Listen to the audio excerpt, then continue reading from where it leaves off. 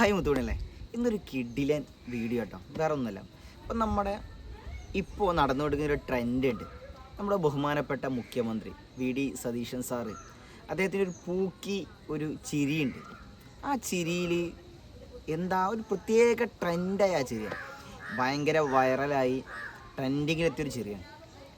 ആ ചിരിക്ക് ശേഷം അതേ ചിരിയും വേറൊരാളുടെ ചിരിയും കൂടി ഏറ്റുമുട്ടുമ്പോൾ എന്തുണ്ടാവുന്ന ഒരു പ്രത്യേക ഒരു പ്രകാശം പരന്നു എന്ന് തന്നെ പറയാം.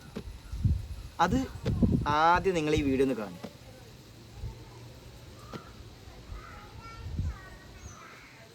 കണ്ടില്ലേ, നമ്മുടെ ബഹുമാനപ്പെട്ട മുഖ്യമന്ത്രി വി.ഡി. സതീശൻ സാറും മലയാളത്തിൻ്റെ മെഗാസ്റ്റാർ നമ്മുടെ എല്ലാം സ്വന്തം മമ്മൂക്കയും കൂടി ഒരു വേദി പങ്കിടാണ്. അതായത് ഇന്ന് കൊച്ചിയിൽ വെച്ചിട്ട് അദ്ദേഹത്തെ, അതായത് നമ്മുടെ മുഖ്യമന്ത്രി ആദരിക്കുന്ന ചടങ്ങിൽ, അദ്ദേഹത്തിനൊരു പ്രത്യേക ഒരു ആദരിക്കുന്ന ചടങ്ങിൽ നമ്മുടെ മമ്മൂക്കയും അതുപോലെ തന്നെ ചാക്കോച്ചനൊക്കെ വന്നിരുന്നു. അപ്പോൾ മമ്മൂക്കയും അദ്ദേഹം ഇരിക്കുന്ന ഒരു വേദിയാണ്. അവർ തമ്മിലുള്ള ആ ഒരു ചിരി കാണാൻ തന്നെ ഒരു പ്രത്യേക വൈബാണ്.